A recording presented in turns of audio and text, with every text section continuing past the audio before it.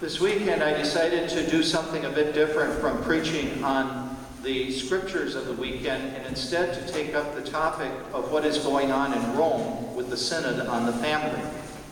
The reason I thought it would be important to say a few words about this weekend is because of all of the confusion and really lopsided presentations that this is getting in the contemporary news media.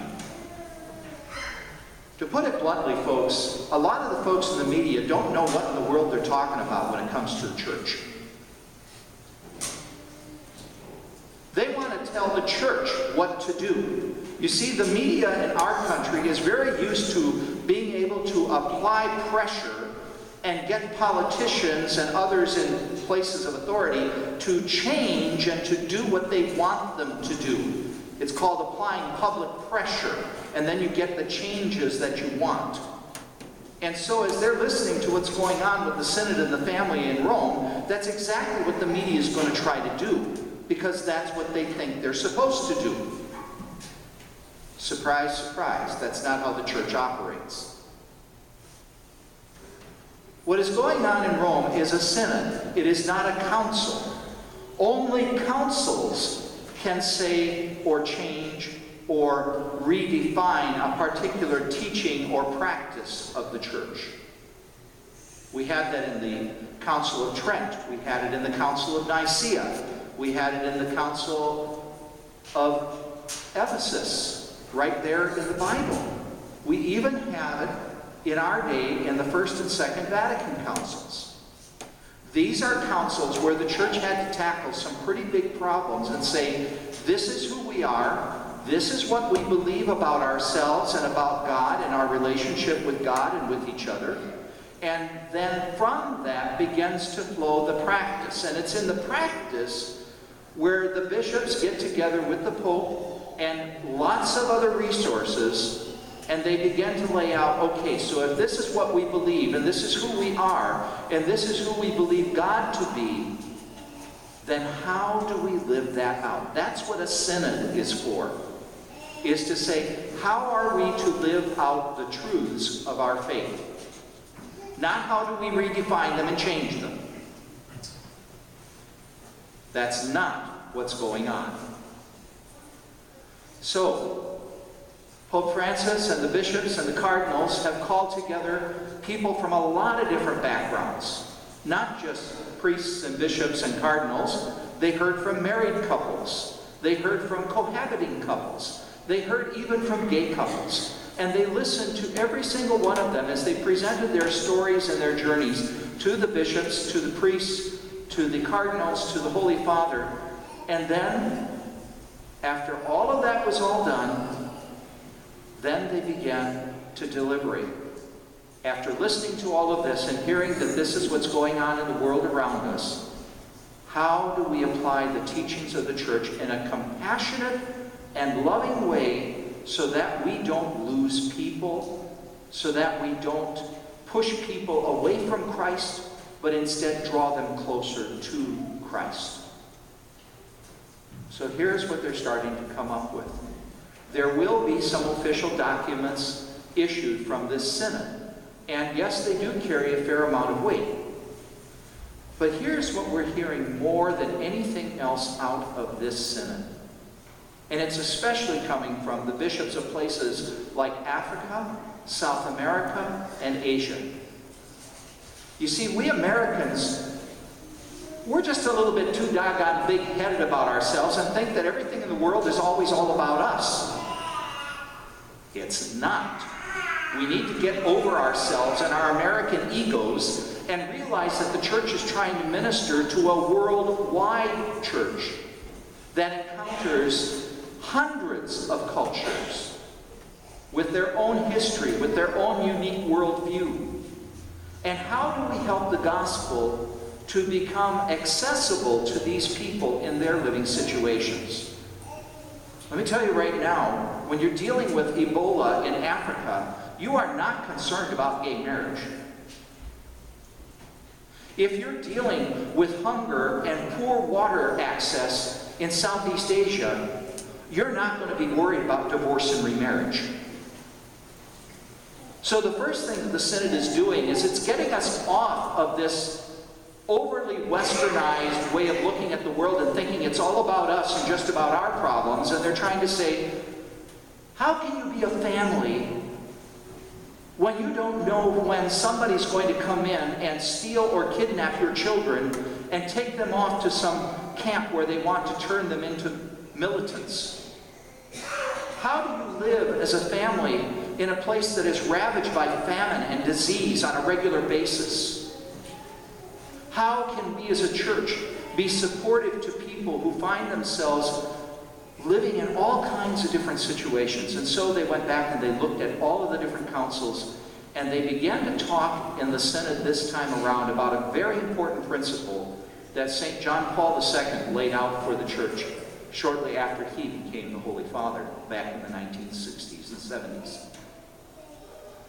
What John Paul II laid out for us is what's called a principle of gradualism. What that means is we have this ideal, this wonderful way that we want the world to be, and that we would hope that families and life in general would be for people. But you know what? The vast majority of us are living down here. And the question of the Synod is, how do we help people to get from here to here? Some people seem to think that the only way that you make that happen is you just tell people they have to do it. Well, you know how far that gets you. Anybody who's ever raised a child knows how far that gets you. No, mom and dad say this is the way you're going to do things. Well, yeah, right? They always do exactly what you tell them, right, mom and dad? The principle of gradualism says, slowly and step by step, we move people along until, as they go through their lives, they become closer to Jesus. Let me take the issue of divorce and remarriage for one, and just give you an example of how the church is asking us to work with this. And now, what I'm about to share with you is not something new that the Synod just put out. This is something that's been pastoral practice for many, many decades. You have a couple who are married to each other in a civil union. One of them needs an annulment in order to be able to have their marriage recognized and sacramentalized within the church.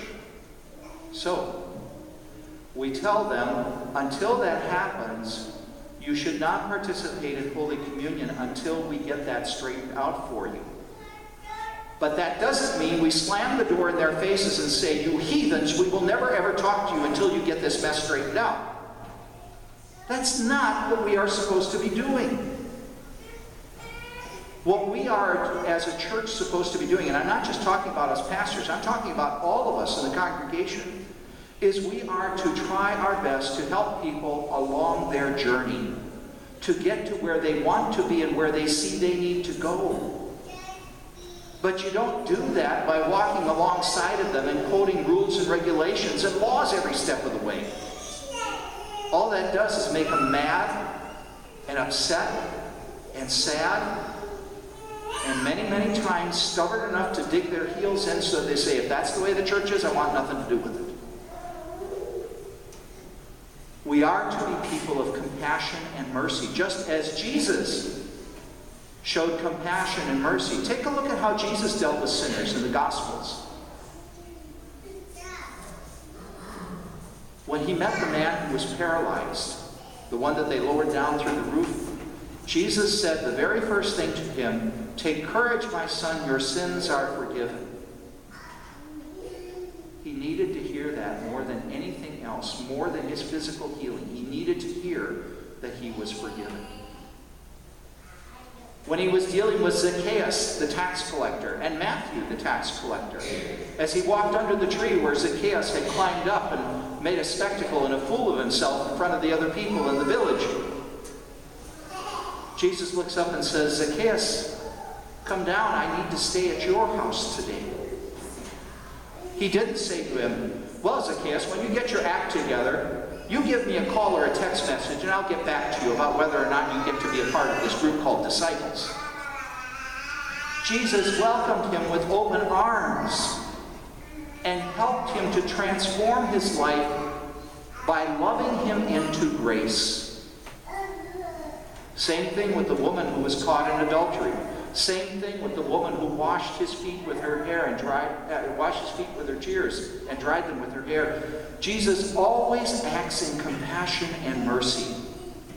And what the Synod is telling us is that we as a church, we need to be a lot more compassionate and loving towards people than maybe sometimes we have been. Sometimes we have been so judgmental towards people and so insistent that they particularly live in the way that we think they should live, that we have slammed the door of grace in their face and wonder why they turn around and walk away. Instead, we are to be a church that is filled with compassion and mercy. That's why Pope Francis went to a prison and washed the feet of a young Muslim woman. As a matter of fact, folks, if you really look back into it, he wasn't the first pope who did that. You know who did? Pope Paul VI. He did that when he was pope. We need to be looking at this whole thing of mercy and compassion and say, how do we help people to get out of the mess that they might be in their lives and get into a life of grace? There's not a single person in this church right now whose life doesn't have a little bit of mess. We all do. We are all sinners. Every single one of us, including the guy standing here at the microphone. Okay? So if we know that about ourselves, then as St. James the Apostle says in his letter, so why do you look down upon your brother or sister? Or why do you judge your brother or sister? Don't you know that we are all to stand before the judgment seat of God? So when one of the apostles writes something like that, we better pay attention. And all that the Synod is asking us to do, and you're going to see this as the documents actually come out, and they begin to try to figure out how we welcome people a little bit better. So they're going to lay out for us a whole plan of action. How do we do this better? How do we help people who are living in situations that are really kind of messed up? How do we help them to find hope? How do we help them to find welcome? So that they know that they're not going to make that journey alone. Life, our faith, we call it this, in the Hail Holy Queen prayer, we call it this valley of tears. We call it that for a reason, because it's not perfect. It's not heaven. And if we are going to be true to Jesus Christ, if we are going to be true to who we are as a church, then we need to act more with compassion and mercy than with anything else. So let us ask God for that gift in our lives and in our church. That as these documents begin to come out of Rome, from the Synod on the Family, that we too will reach out as Jesus did.